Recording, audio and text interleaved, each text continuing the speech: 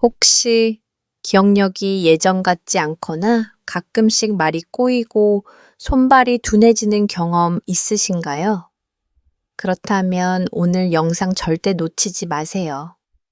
손상된 뇌를 다시 깨어나게 만든 의외의 생활 습관과 치료법이 공개됩니다. 단 한 가지 변화만으로도 놀라운 회복 효과가 나타난다고 하는데요. 지금부터 그 놀라운 비밀을 함께 알아보겠습니다. 여러분, 혹시 매일 아침 일어나면 머리가 무겁고 개운하지 않으신가요? 커피 없이는 하루를 시작할 수 없고, 밤에는 잠들기 어려워 수면제를 찾게 되시나요? 이런 증상들이 단순히 스트레스나 피로 때문이라고 생각하시나요? 저는 10년간 신경과 전문의로 일하면서 수많은 환자분들을 만나왔습니다. 그리고 제가 발견한 놀라운 사실이 있습니다. 여러분이 겪고 있는 머리 문제, 수면 문제, 심지어 불안과 우울 같은 정신적 증상까지도 사실은 뇌 자체의 문제가 아닐 수 있다는 것입니다. 오늘 제가 30분 동안 여러분께 전달하고 싶은 핵심 메시지는 이것입니다. 여러분의 뇌는 지금 이 순간에도 회복될 수 있고 그 방법은 여러분이 생각하는 것보다 훨씬 간단하고 실용적이라는 것입니다. 하지만 안타깝게도 대부분의 사람들은 이 간단한 방법들을 모르고 있습니다. 그래서 불필요하게 약물에 의존하거나 증상을 참으며 살아가고 있습니다. 제가 가장 안타까웠던 순간은 언제였을까요? 바로 제 진료실에 찾아오신 환자분을 만났을 때였습니다.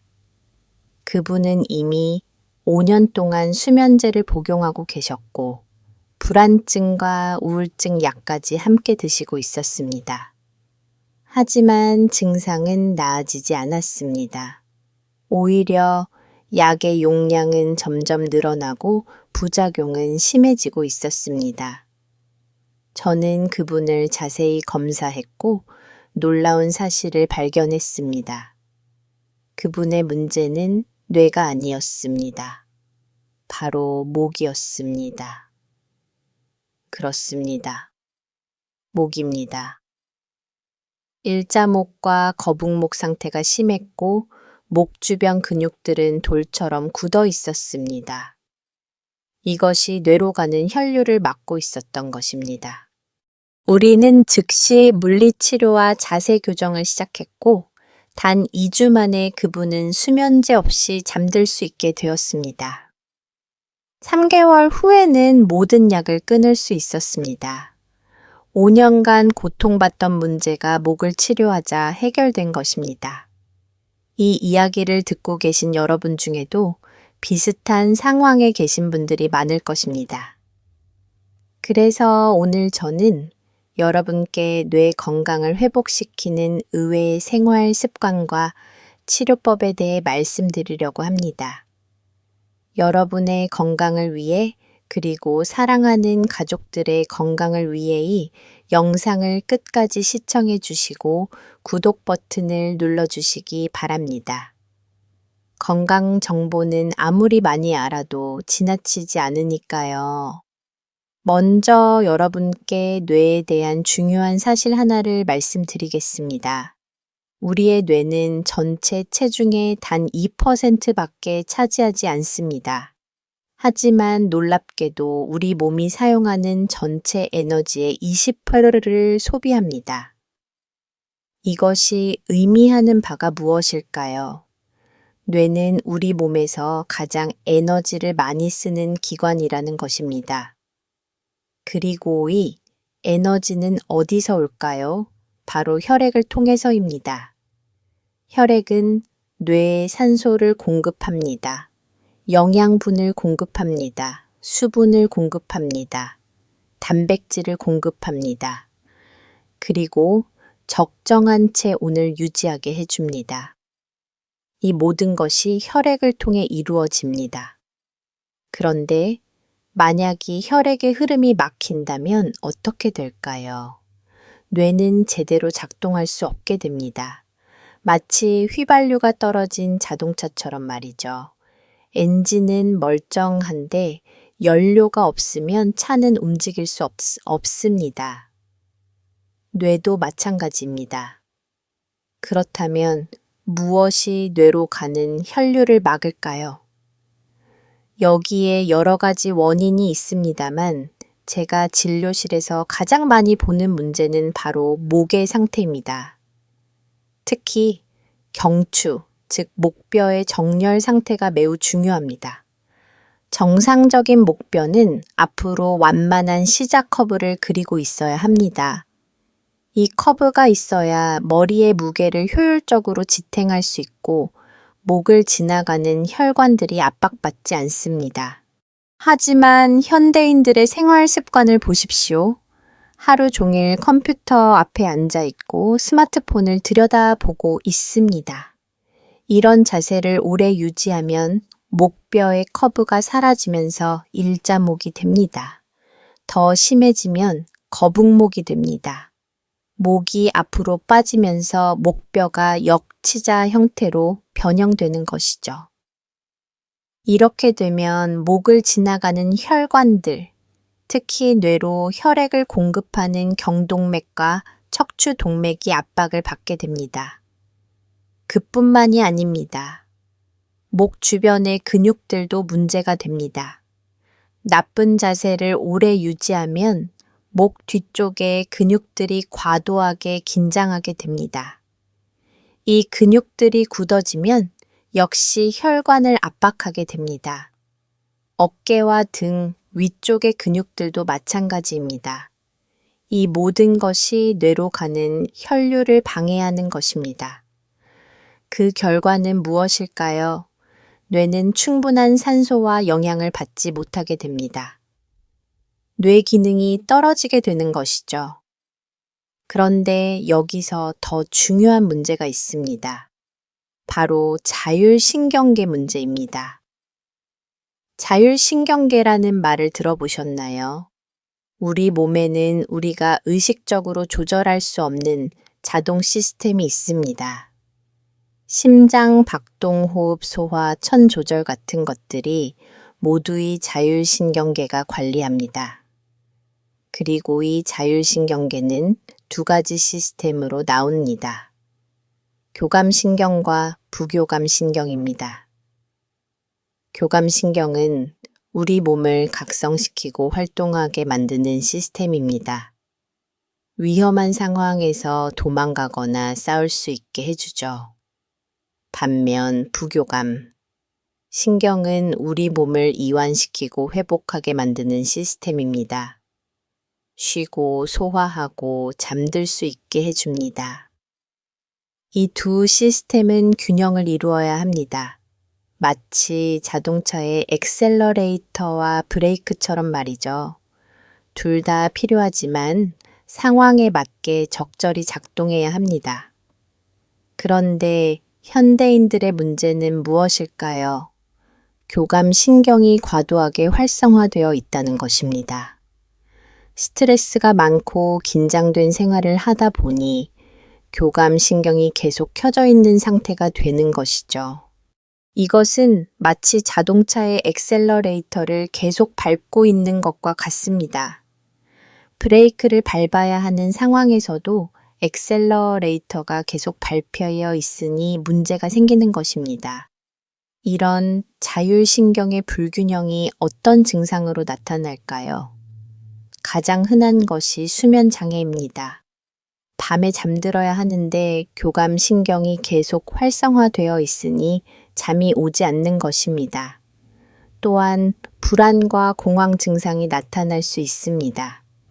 교감신경이 활성화되면 심장이 빨리 뛰고 호흡이 빨라지고 식은땀이 나고 손발이 떨리게 됩니다. 이것이 바로 공황 발작의 증상들입니다.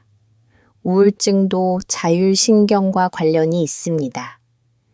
교감신경이 과도하게 활성화되면 우리 몸은 계속 긴장 상태에 있게 되고 이것이 오래 지속되면 몸과 마음이 지쳐버립니다.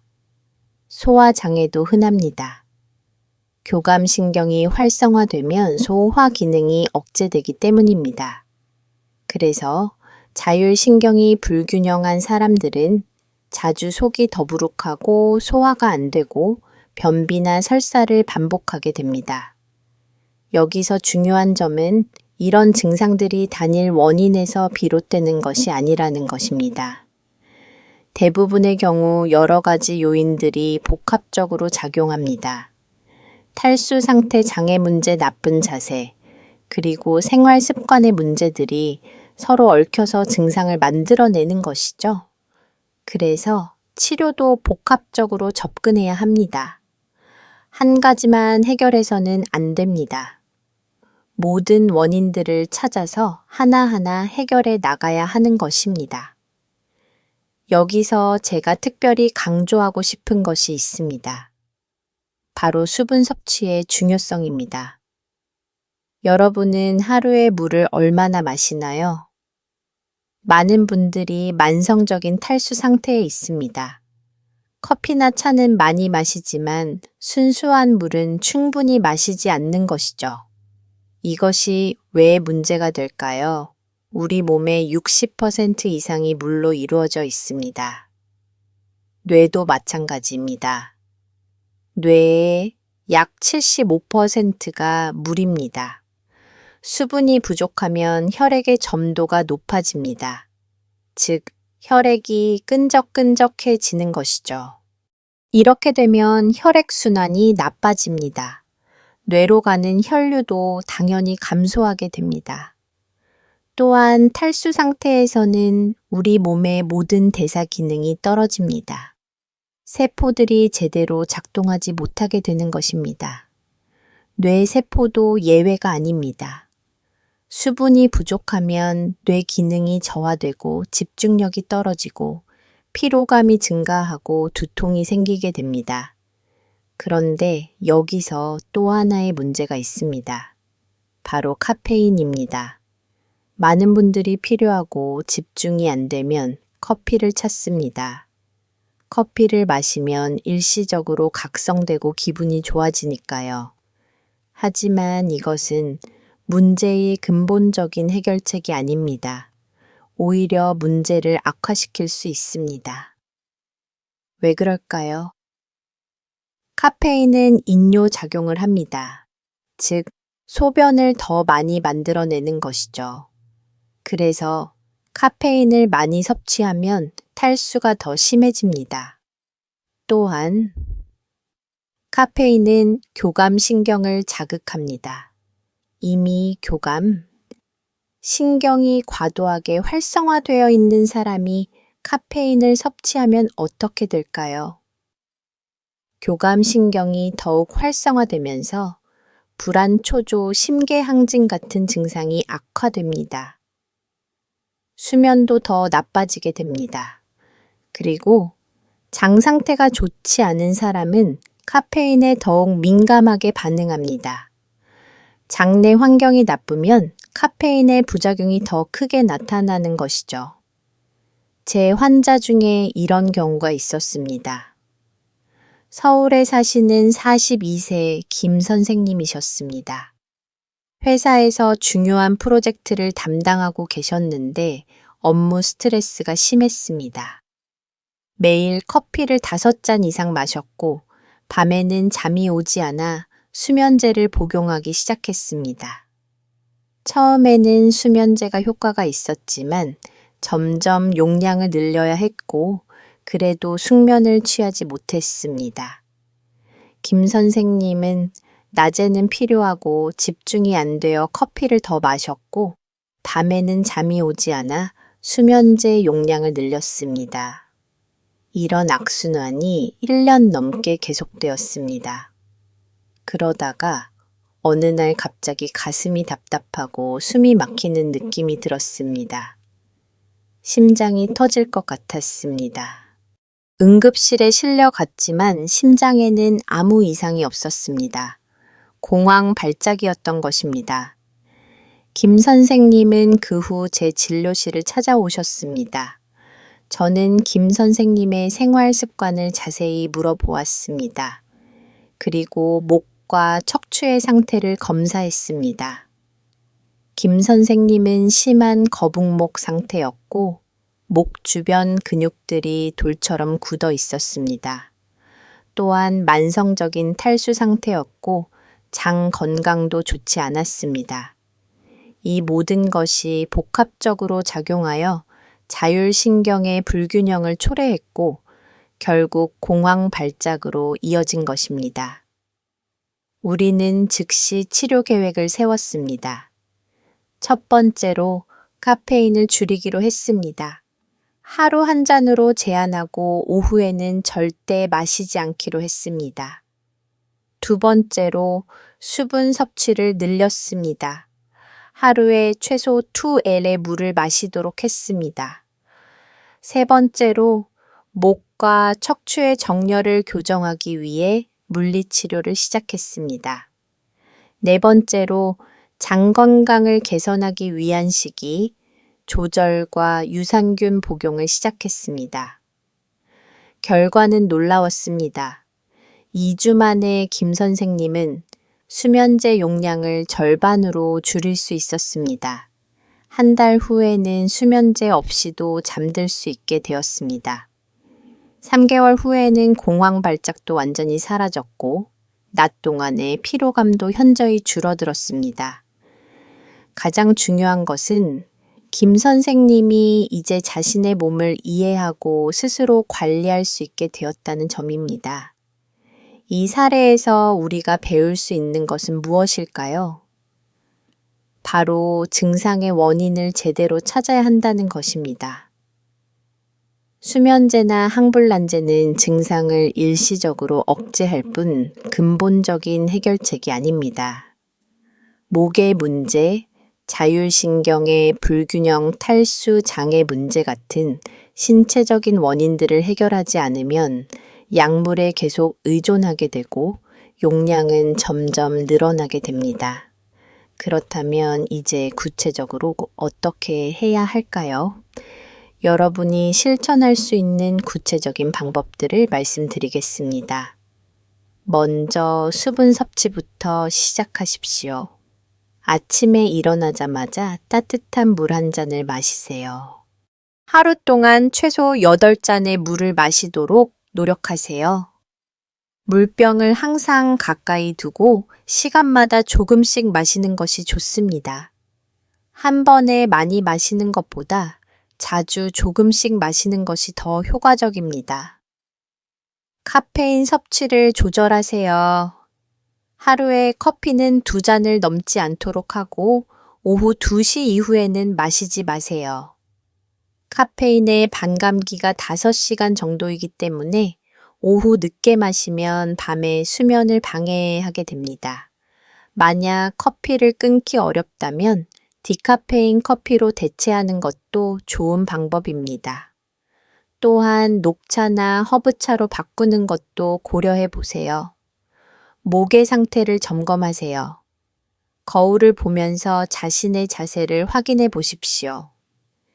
옆에서 봤을 때 귀가 어깨보다 앞으로 나와 있다면 거북목입니다. 또한 컴퓨터나 스마트폰을 사용할 때의 자세를 주의하세요. 모니터는 눈높이에 맞추고 스마트폰은 눈높이까지 들어 올려서 보는 것이 좋습니다. 30분마다 한 번씩 일어나서 목과 어깨를 스트레칭 하세요. 만약 목이 많이 틀어진 상태라면 전문적인 치료가 필요할 수 있습니다. 물리치료나 카이로프랙틱 치료를 받는 것을 고려해 보세요.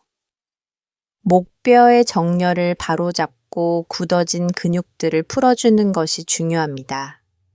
이것은 혼자서 해결하기 어려운 경우가 많으므로 전문가의 도움을 받는 것이 좋습니다. 여기서 중요한 점을 하나 더 말씀드리겠습니다. 바로 천의 중요성입니다. 뇌가 제대로 기능하기 위해서는 적절한 천이 유지되어야 합니다. 너무 높거나 낮으면 뇌 기능이 저하됩니다. 그래서 밤에 잠잘 때 방의 온도가 매우 중요합니다.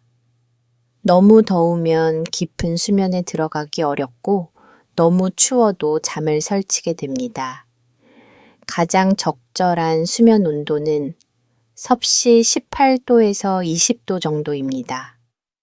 또한 낮 동안에도 천 조절에 신경을 써야 합니다. 특히 발이 차가운 사람들이 많은데 이것도 혈액순환과 관련이 있습니다. 발이 차가우면 전신의 혈액순환이 원활하지 않다는 신호입니다. 따뜻한 물에 발을 담그거나 발 마사지를 하거나 적절한 운동을 통해 혈액순환을 개선하는 것이 도움이 됩니다. 양말을 신고 자는 것도 수면의 질을 높이는데 도움이 될 수 있습니다. 호흡의 중요성에 대해서도 말씀드리고 싶습니다. 많은 현대인들이 얕은 호흡을 하고 있습니다. 특히 스트레스를 받거나 긴장하면 호흡이 더 얕아지고 빨라집니다. 이것은 가슴으로만 호흡하는 것인데 이렇게 되면 충분한 산소가 몸에 공급되지 않습니다.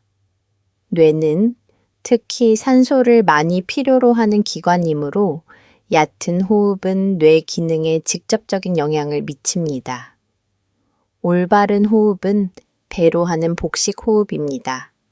숨을 들이마실 때 배가 나오고 내쉴 때 배가 들어가는 호흡입니다. 이렇게 호흡하면 폐의 아래쪽까지 공기가 들어가서 더 많은 산소를 흡수할 수 있습니다.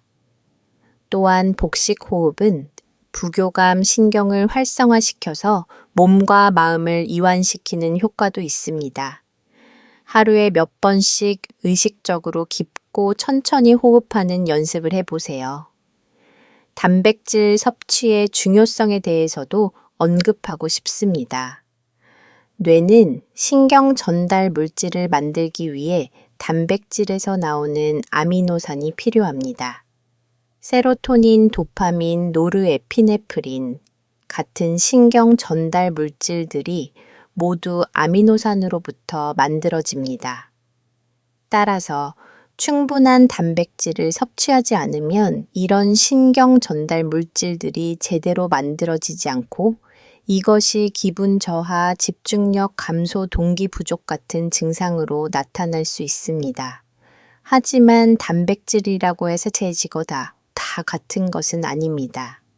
가공육이나 붉은 고기를 과도하게 섭취하면 염증을 유발할 수 있습니다.